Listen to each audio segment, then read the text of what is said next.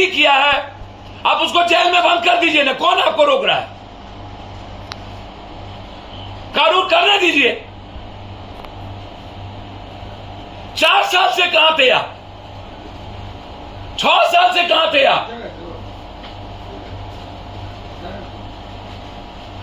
हमको सबसे दिक्कत यह है कि हमको लगता है कि जादव, दलित, मुसलमान, अत्यंत पिछड़ा होना गुनाह हो गया इस कंट्री।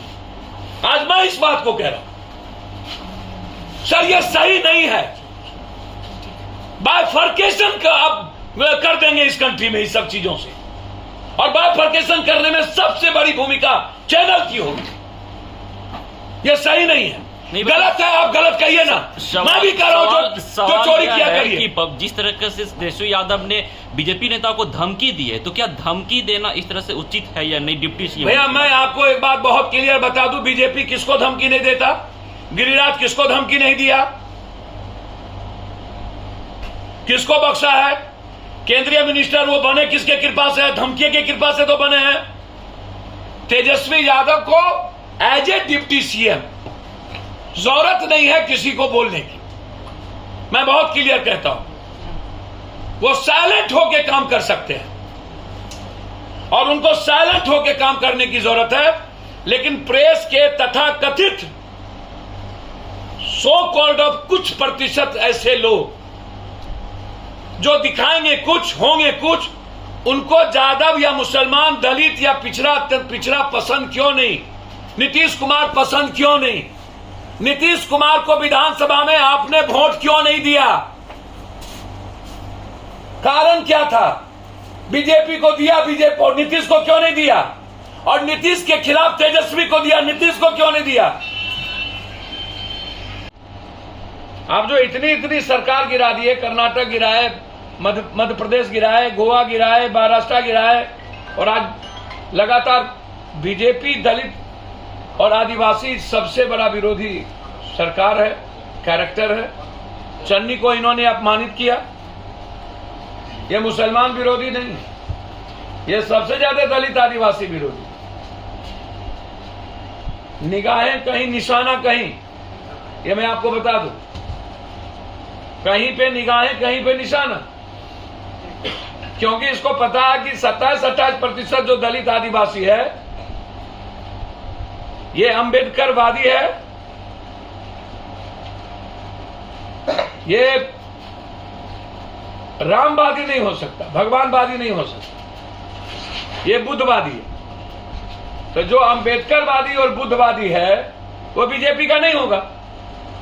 इसीलिए सबसे ज्यादा हमला उस पे है। मुसलमान तो नोन है और ओपन है वोट लेने के लिए इनके एजेंडे में।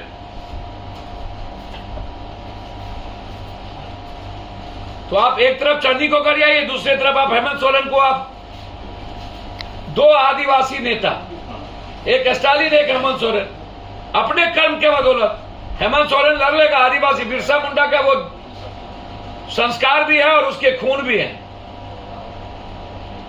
इससे डरने वाला हेमंत सोरेन नहीं है।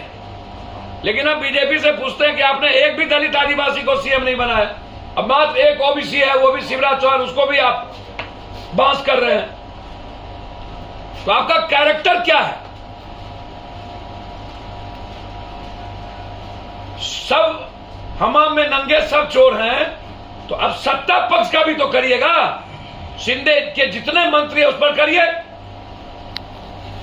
सरकार से कि इसको सस्पेंड करिए, और जो वादा किए हैं उस वादे पर खड़े रहिए। दूसरा मेरा है कि आप जितने लोग मंत्रिमंडल में बेईमान हैं, आपके पास विभाग है, आप उसकी इंक्वायरी सबसे पहले कीजिए और 15 से 20 दिनों के अंदर इंक्वायरी करके इन लोगों को जेल में ठूसिए।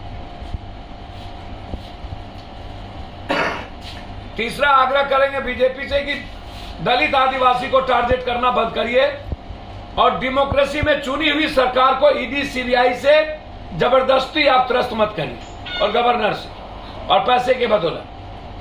यह सही नहीं है और बिहार इस मामले में अव्वल है और बिहार आपको यह स्वीकार नहीं करेगा।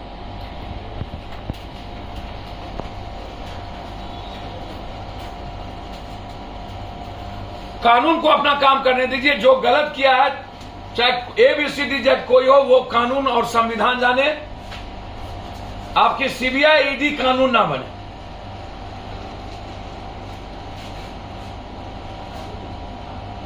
तोता जो है उस तोता को अपने तरीके से इस्तेमाल मत करिए।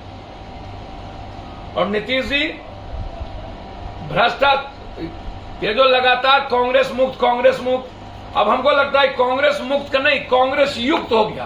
कांग्रेस युक्त, गुलाम नबी आजाद तो मनीष तिवारी, जिसको सब कुछ दिया राहुल गांधी जी, कांग्रेस ने जिसकी कोई जमीन नहीं, मनीष तिवारी, गुलाम नबी आजाद, ना जगह ना पौधा, ना कभी चुनाव लड़ने वाला, वो गाली राहुल गांधी को दे।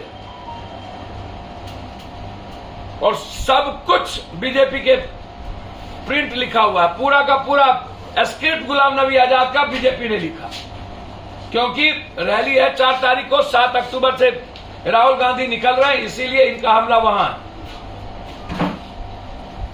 इसीलिए देश के डेमोक्रेसी को एक तोड़ना चाह रही है, कमजोर करना चाहता है और गलत संदेश की ओर जा रहा है। इसीलिए मैं चाहता हूं कि बिहार ही एक ऐसा राज्य है जहां इसको चुनौती दिया है और यहीं से इसके CBI ED CB का जवाब मिलना चाहिए और इंटायर बीजेपी की संपत्ति, नेताओं का, मंत्री का, MP की जांच होनी चाहिए। ऐसा किया है मीडिया को और बीजेपी के नेताओं, क्या ये सही है? सर, बीजेपी बिहार के डिप्टी CM को आप घर जाते रहिए सुबह से शाम, आप क्या वो क्या, हम तो कहेंगे कि मर्द की तरह उसको लड़ लेना चाहिए, मरता क्या नहीं करता।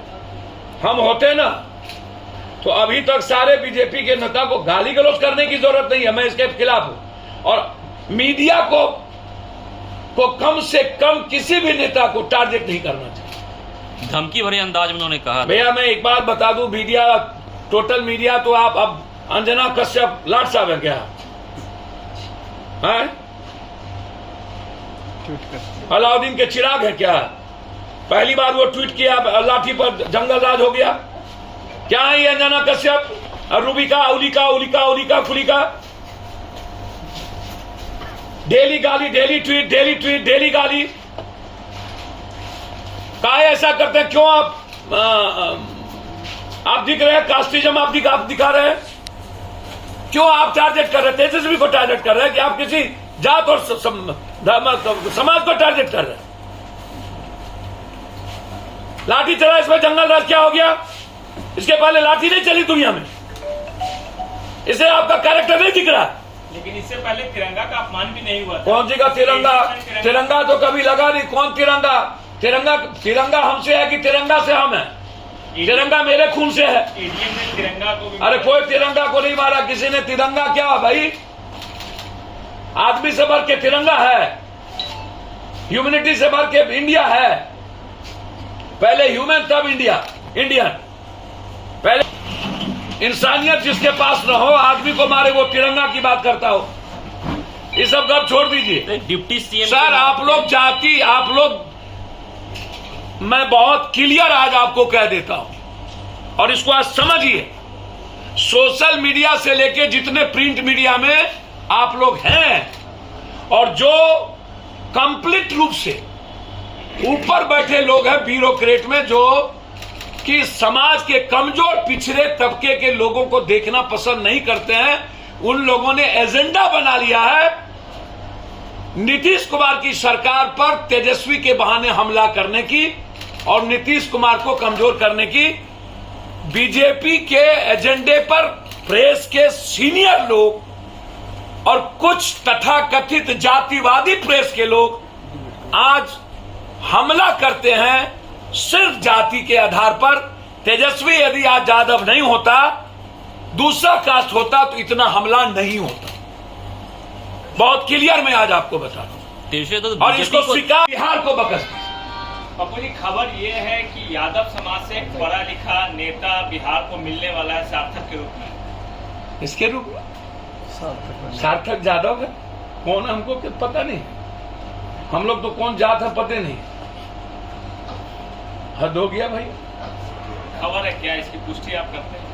अब वो दादा से मिलने आएगा, उसको भी खबर आप बनाइए। क्या उसको राइट नहीं है अपना घर आने का पहले नहीं आए क्या? वो घर आए तो इसमें मिलने का, मैडम छत्तीसगढ़ में काम कर रही हैं, तो उनको लगा कि पापा अकेले हैं, हम पापा के साथ खड़े रहे, तो आगे दादा से और पापा से मिलने, तो क्या दिक्कत है? आने वाले भविष्य में साथ खड़े हो सकते हैं। भैया मेरे साथ खड़े हैं, और हम इतना जानते हैं कि हमारे बच्चे को जाति धर्म मजहब का कोई पता नहीं। मेरी बेटी हमसे पूछी कि पापा व्हाट इज द कास्ट। इस दुनिया, इस देश के बाहर कास्ट कुछ नहीं है पापा, इंडिया में कास्ट क्यों है? मेरी बेटी पूछी। नेशनल खेलती है बास्केटबॉल, मेरा बेटा क्रिकेट खेलता है, उसको आज तक पता नहीं है कि जाति क्या होती है। ये मैं आपको बता दूं। और उनको बस इतना पता है कि वो एक क्रिकेटर है, वो एक अच्छा इंसान है, और मुझे गर्व है कि मेरा बेटा बेटी अच्छा इंसान है, और हमने अच्छा इंसान बनाया। मेरी मैडम ने मेरे बेटा बेटी को अच्छा इंसान बनाया। इससे बड़ा गर्व कुछ नहीं हो सकता है।